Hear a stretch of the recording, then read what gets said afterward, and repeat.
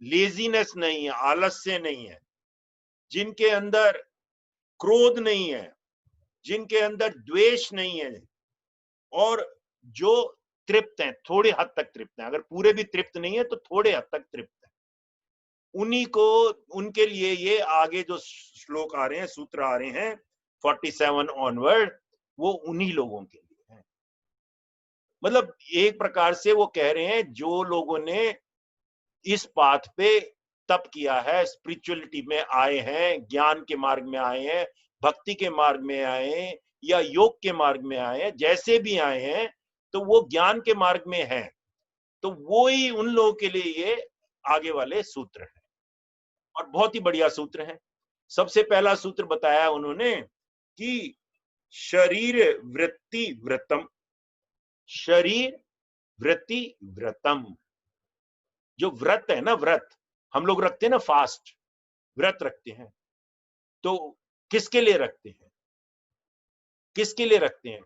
हम तो सोच लेते हैं कि मेरी शादी हो जाएगी, मेरा ये हो जाएगा, मेरा नंबर अच्छे आ जाएंगे, मेरी नौकरी लग जाएगी, मैं ये कर लूं, वो कर लूं, तो हम फास्ट रखते हैं। वो कह रहे हैं वो फास्ट कोई नहीं है, वो फास्ट रखना फास्ट है ही नहीं। फास्ट रखो अपने लिए फास्ट रखना है, और जो फास्ट भी रखना है ना, उसको ऐसे रखना है कि ये शरीर जो है ना, हमारा ये शरीर एक बहुत सुंदर भगवान की देन है, इसको खूब प्यार करो। हम जब बेसिक कोर्स में आते हैं या इवन इंट्रोडक्शन टॉक में होता है, तो सबसे पहले गुरुजी हम लोगों को पंचकोशा मेडिटेशन कराते हैं। जिसने कोर्स भी नहीं किया होता, हम इंट्रो टॉक लेते हैं तो पंचकोशा मेडिटेशन कराते हैं, और पंचकोशा मेडिटेशन में यही सबसे बड़ा टर्निंग पॉइंट है। मेरे को 2-3 लोग ऐसे मिले कि इंट्रो टॉक में यही बोलते हैं, अरे ये तो बहुत ही कमाल की चीज है कि आपका शरीर एक सुंदर भगवान की देन है, इसको खूब प्यार करो। और यही इस सूत्र में बता रहे हैं कि ये बॉडी जो है, इसको खूब प्यार करना चाहिए, इसको केयर करना चाहिए। अगर ये शरीर ही ना रहे तो ये सारी साधना, सेवा, सत्संग, ये जितना भी ज्ञान, ये सब ध्यान, ये सब बेकार है। कौन सुनेगा? शरीर तो होना ही चाहिए ना। तो शरीर को बड़ा केयरफुली रखना है। तो कई लोग क्या करते हैं, गुरुजी ने ये बोला किस लिए है? कि बोला इसलिए है कि कई लोग तो वीक में 3-3 4-4 वो रखते हैं। मेरे को मालूम है, मेरे 1-2 जान पहचान वो ऐसा करते थे कि सोमवार को शिव जी का रख लिया, शुक्रवार को देवी का रख लिया, संडे को सन का रख लिया। तो इस तरह से 3-3 4-4 दिन वो फास्ट रखते थे। कहते हैं उसमें क्या होता है, वो फास्ट रखते थे, लेकिन फास्ट में भी कुछ खाते थे, ऐसा खा लेते थे, क्योंकि जब 3-4 दिन खाएंगे, शरीर की डिमांड तो है। वो फास्ट ना होके वो तो अपने एक प्रकार से व्यंजन खाते थे फास्ट के, और उसी में उनको रस आता था। और नहीं तो अगर फास्ट करेंगे, जैसे कई लोग करते हैं, इवन जैन्स करते हैं, तो कहते हैं वो शरीर को वो कर रहे हैं, तड़पा रहे हैं। भाई एनर्जी तो चाहिए ना शरीर में। शरीर के ज्ञान के वो हमने बोला एनर्जी के 4 स्रोत हैं। एक सबसे पहले तो फूड ही बताया, दूसरा स्लीप बताया। कहते फास्ट में फिर उनको नींद भी नहीं आती, क्योंकि खाते नहीं है कई लोग, तड़पाते हैं, नींद नहीं आती, तो वो भी स्रोत खत्म हो गया। तो क्या होता है, उनके जो चेहरे होते हैं ना, लटक जाते, उनमें ग्लो नहीं रहता, वो रेडिएट नहीं करते। जब शब्द शुरू हुआ था सबसे पहले, तो उनका यही था कि ऐसा होना चाहिए कि आपके अंदर से जॉय निकले, आपके अंदर से लाइट निकले, आपके अंदर से ब्राइटनेस निकले। वो स्वतंत्र प्रकाश वपू से नहीं होते, उनके अंदर से कुछ नहीं निकलता। क्यों? स्लीप भी डिप्राइव हो गई और फूड भी डिप्राइव हो गई। और दूसरे जो एक्सट्रीम एंड पे हैं, वो फास्ट में, हम तो जैसे बचपन में हम फास्ट रखते थे, वो 4-5 फास्ट मजी रखवाती थी, तो हम लोग बड़ा खाना मिलेगा यार आज तो। वो पिताजी ठंडाई भी बनाते थे, बादाम का दूध भी बनाते थे, और कोटू का आटा, खीर, ये सब व्यंजन बड़े दबा के खाते थे। चाहे शिवरात्रि हो जाए, चाहे ये अपना कृष्ण का हो जाए, कुछ भी हो जाए, उसमें नवरात्रि बहुत खाते थे। और हम लोगों को तो फास्ट सब लोग रखते थे फास्ट, और खाना पीने को मिलता था। वो फास्ट फास्ट नहीं है, फिर नींद भी आएगी। तो क्या है फास्ट का मतलब?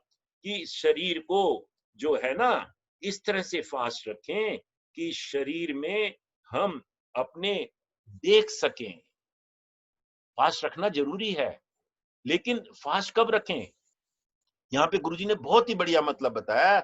जब आपको ग्रेटिट्यूड हो, जब आपके अंदर फुलनेस हो, काइंडनेस हो, डिवाइन आपके अंदर ड्वेल कर रहा हो, तब फास्ट रखें कि हाँ मेरा काम ये हो गया, मैं फास्ट रखना चाहता हूं आज कृतज्ञ भाव से। या आज भगवान कृष्ण का जन्मदिन है तो मैं जन्माष्टमी का फास्ट रखना चाहता हूँ कृतज्ञ भाव से। आज शिवरात्रि है, मैं आज शिवरात्रि का फास्ट रखना चाहता हूँ कृतज्ञ भाव से। तो वो फास्ट का फास्ट मतलब है। और उसमें थोड़ा खाएं, ज्यादा ना खाएं, क्या खा रहे हैं क्या नहीं खा रहे, यही गुरु जी का इसका आज का मतलब है कि जो है ना, शरीर की पूजा करो। ये एक सुंदर भगवान की देन है। इसमें व्रत रखो तो व्रत का मतलब समझ के व्रत रखो। और दूसरा जो 48 है, कथा जपा। क्या कथा? कथा मतलब जो हम बोल रहे हैं, मैं कथा बोल रहा हूं, आप सुन रहे हो, तो कथा भी ऐसे हो जानी चाहिए कि जपा। जपा का क्या मतलब बताया गुरुजी ने? गुरुजी ने जपा का मतलब बताया, जा का मतलब जो पैदा होता है, पा का मतलब जो पूरा केयरफुल होता है, पूर्णता का होता है। उसके अंदर सबके प्रति भाव रहता है कि मैं केयरफुल, मैं इसकी सेवा कर सकूं। तो जपा, तो कथा जपा। तो कथा भी ऐसी होनी चाहिए जो सब लोगों को, जो सुन रहे हैं, उनको कुछ आनंद दे, कुछ हैप्पीनेस दे, कुछ तृप्ति दे। और जो बोलने वाला भी है ना, वो फीलिंग से बोले, बिल्कुल भाव से बोले। जो कथावाचक होते हैं, सुंदर कथावाचक, पूरे ऐसे इंसिडेंट देते हैं भाव से, अपनी आप बीती सुनाते हैं या गुरु की बीती सुनाते हैं, तो पूरा फीलिंग के साथ। Not like TV newspaper reader. वो तो वो न्यूज पढ़ते हैं और उनके चेहरे में कोई ऐसा भाव ही नहीं होता कि वो न्यूज से कोई कनेक्ट कर रहे हैं। Not like that. वो कथा कथा नहीं है, वो जपा जपा नहीं है। दो प्रेमी होते हैं, तो कह रहे हैं, यहाँ पे गुरुजी ने बहुत ही सुंदर एग्जांपल दी। तो बॉय का नाम होता है राम, रामा। तो लड़की जो है हर टाइम में जब प्रेम में होती है, रामा रामा करती रहती है, रामा रामा करती रहती है, रामा रामा करती रहती है। क्यों? प्रेम में भी जो जप हो जाता है, वो अंदर से ही निकलता है। वो भी जप हो गया। और उसकी मदर ने पूछा, भाई तू रामा रामा क्यों कर रही है? कि बस मेरा मन कर रहा है। मदर ने सोचा, अच्छा ये तो प्रेमी बन गई, राम की प्रेम बन गई। वो कुछ भी सोचे, लेकिन आप प्यार से कर रहे हो। और क्या होता है, कई बार हम जब कल भी बताया था, परसों भी बोला था, इस्कॉन में जब तो कर रहे हैं, हरे राम राम राम हरे हरे, हरे कृष्ण कृष्ण कृष्ण हरे हरे, और वो मन ही मन में बोल रहे हैं और ऊपर से मेरे से बात भी कर रहे हैं। उसका माइंड भी देख रहे हैं उधर, अच्छा वो प्रसाद बन गया, अच्छा ये हो गया, अच्छा वो हो गया, वो गुरुजी के लिए लगा दी चेयर। अरे यार, जप का मतलब है जो आपके अंदर से निकले, पूर्ण भाव से निकले, वो जप का मतलब है। इसीलिए तो 24 घंटे तो आप जप कर ही नहीं सकते। तो इसीलिए उन्होंने बोला कि जो जप करें, कथा जप, कथा भी जप की तरफ हो जाए, और जप जो हो वो पूर्णता आपके अंदर से निकले, वो ही जप है। आप उसके अंदर पूरे एब्जॉर्ब हो जाएं। हरे राम राम राम हरे हरे, हरे कृष्ण कृष्ण कृष्ण हरे हरे। पूर्णता से बोले, चाहे 10 बारी बोले, 11 बारी बोले, 108 बारी बोले, दिन भर ना बोले, पूर्णता से जो आपके अंदर से उत्पन्न हो। बॉर्न जा, बॉर्न पा, पूर्णता। तो पूर्णता से जो करते हैं, और उसका मतलब भी आप है, पूरा उससे कनेक्ट हो गए आप। कहते हैं ये एक प्रकार से प्ले भी है। कॉन्शियसनेस जो है ना, वाइब्रेंट है, अलाइव है, उसके अंदर वैल्यू है, उसके अंदर लॉट ऑफ लव है, लॉट ऑफ अफेक्शन है। तो ये लव अफेक्शन, ये इसके साथ में जब हम जब बोलते हैं या हम कथा बोलते हैं, तो जो सुनने वाला है या जो बोलने वाला है, दोनों में पूर्ण भाव होता है। जैसे गुरुजी बोलते हैं, enlighten person life is not like this, he speaks with love. थोड़ा ही बोलते हैं गुरुजी तो, और कितना थोड़ा थोड़ा कई बार गैप देके बोलते हैं, पूर्णता से बोलते हैं, और आपको, हमको, मेरे को तो बड़ा आनंद आता है, एकदम से उनसे कनेक्ट हो जाते हैं। तो जब किसी की जिंदगी कलरलेस हो जाती है या जिंदगी में कोई पीड़ा होती है, तो वो पहले स्टेज के जो लोग हैं, चार तरह के ज्ञानी बताए, चार तरह के भक्त बताए ना, तो पहला तो दुख से जाता है, अर्थार्थी होता है, दूसरा कोई कुछ चाहिए होता है, तीसरा जिज्ञासु, और चौथा जो है ज्ञानी। तो पहले दो कैटेगरी के जो है ना, वो लोग जब जाते हैं वही ज्यादा होते हैं गुरु दरबार में। ज्ञानी और जिज्ञासु वो बन जाते हैं पहली दो कैटेगरी के थोड़े दिनों बाद। तो वो जो पहले दो कैटेगरी के जाते हैं, तो गुरु उनको मंत्र दे देता है। गुरु जी ने जैसे हमको सोहम का मंत्र दे दिया, या हमने सहज करी तो कोई मंत्र मिल गया। जब वो मंत्र दे देता है, तो हमारी जो लाइफ जो दुखी होती है, कलरलेस होती है, वो पूर्णता की तरफ चलने लग जाती है। वो हमारी लाइफ एंथुसिज्म की तरफ चलने लग जाती है। Such a beautiful. दोनों दोनों बहुत बढ़िया हैं। हाँ जी, कौन पढ़ेगा? Who wants to read today? दो हैं, एक एक आदमी पढ़े, एक एक आदमी पढ़े। हाँ जी, आज राजन जी पढ़े, एक पढ़ो Rajan ji, can you read? जी जी।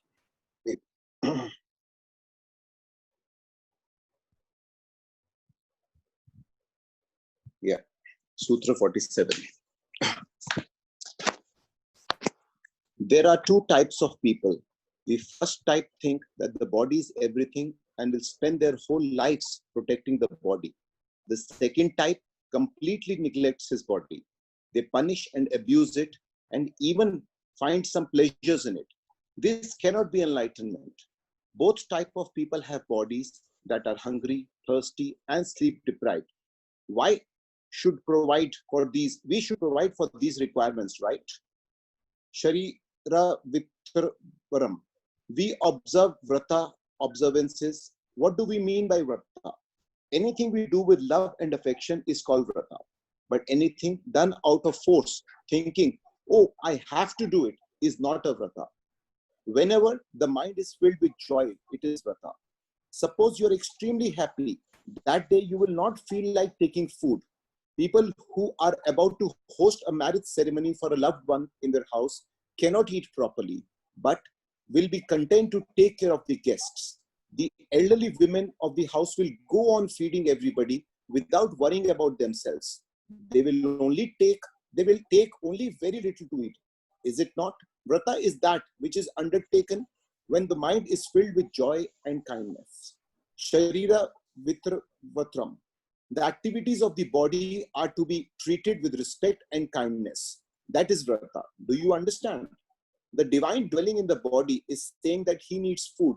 Let us eat food with this feeling, because the body is dear to us. The body is only a body. It cannot be said to be me just because it is so near. At the same time, you cannot say the body is not me because it is separate. Because this body is near, you can experience the happiness, pleasures, and pains of the body more. As the person becomes more sensitive, he feels more pain when others have a problem. Suppose you're traveling somewhere by bus, cycle, or car, and you see an accident. You feel as though it has happened to you. If someone has broken his leg, you say, oh God. Or even if someone cuts his finger, you feel for him. As a person becomes more sensitive, he will feel others' pain and pleasures as his own. Likewise, one feels whatever is happening in the body does not belong to me, because the happening in the body is not mine. I have no right to punish it. So do not punish the body. This is what the sutra says. Sharira Vitram. Next भी पढ़ दो, कथा जपा. Each word is spoken with love like a prayer. Japa means that which is born in the mind and makes the mind pleasant. Ja means to be born and Pa means to take care for. That which is born in the mind sustains our life and leads to an increase in spirituality is Japa. If each and every word that we speak elevates us, then each word has become japa. Do you understand? Let there not be unnecessary negative thoughts in your mind. For this, do japa. When you do japa, then you rise higher and consciousness flows through your body. A word that, when repeated over and over again, raises consciousness in the mind and body is called japa. You may have seen that these days in colleges, if someone loves someone, that person's name is written everywhere, all over the walls and also in stones in the park. Similarly, you can go to any hostel or dormitory and you see the names etched all over the place. I met a married man in Delhi who had fallen in love with a woman who worked in his office. What to do? He could not share anything at home since he had a wife and children. He did not know what to do. The same thought kept coming again and again. Her name was Rama. So he kept writing her name Rama, Rama in a notepad. When he was asked for a signature, he wrote Rama. It became such a problem that he started seeing her face everywhere. Even the cat's face looked like Rama. And when he went out of his scooter, he would see her face in the street light. He would see her face even in the moon. When he saw her face in the cat, he became afraid. And so he came to me asking, Guruji, what has happened? Have I lost my mind? I think about her 24 hours a day. Even in my sleep, I call Rama, Rama, and my wife is angry, demanding to know whose name I am calling. It has become a japa. I do not say Om Namo Shivaya or any other japa. My mind is filled only with her. When I went to the bank to sign a check, I wrote her name and left. Even if I resist it, the same thought comes to mind. What can I do? What is the problem? This thought has become a japa. When the mind is in love with something or when it is totally absorbed, then the same thought will come again and again without any effort. That is what is known as japa. Usually, what happens during japa? We may be repeating Ram, Ram or Shiva, Shiva, but the mind is elsewhere and there is no connection between the words and our feeling. This cannot be called japa. Only when a word arises naturally over and over again with feeling and meaning is it japa. Katha japa. Each and every word that we speak arises out of love. This is the sign of a siddha. If you look at the sutra from another point of view, you can say that each sutra describes the qualities of a siddha, one whose sadhana or spiritual practices is complete. They honor all the happenings in the body and do not blame the body. Every word they speak is full of love. Jai Gurudev. जय गुरुदेव, जय गुरुदेव. हाँ जी, any comments, anything? Rajan ji, आप कुछ बोलना चाहेंगे और कुछ? नहीं, I think जी आपने बताया पहले. I think हाँ, pretty clear that body is a temple. It is a vehicle given to the soul to you know, for this particular time period, and we must use this vehicle in the best possible manner we can to you know, do whatever we think is the goal of our life and wherever, whatever. Ji ji. And in moving in the right direction. And of course, you know, the second one is japa, which is very beautiful. You know, as we are absorbed, it just happens naturally. You know, in the example that they gave, it's a very funny example, of course, but in a very light tone, it is explained that how if one is completely absorbed in something, it just naturally happens that you are absorbed in that thought, you know, and it just flows out of you and you're totally connected with it. But, you know, at the same time, as you explained earlier, a lot of times, you know, माला लेके बैठे हैं या कुछ scripture भी पढ़ रहे हैं या क्लास भी कर रहे हैं साथ-साथ में, मान लो, मतलब, you know, japa is when out of fullness, out of love, you're completely absorbed in that, you know, beautiful, with that complete feeling of fullness, you know. That's beautiful. That's very beautiful. Beautiful. Thank you. Thank you. हाँ जी. Or anybody wants to say anything else? Otherwise, we will close. Satyam param dhimahi. Satyam param dhimahi. Satyam param dhimahi. Satyam param dhimahi. Satyam param dhimahi. Satyam param dhimahi. Satyam param dhimahi. Satyam param dhimahi. Satyam param dhimahi. Satyam param dhimahi. सत्यं परं धीमहि लोकानां समस्ता सुखिनो भवन्तु। ओम शांति शांति शांति ही। जय गुरुदेव। जय गुरुदेव।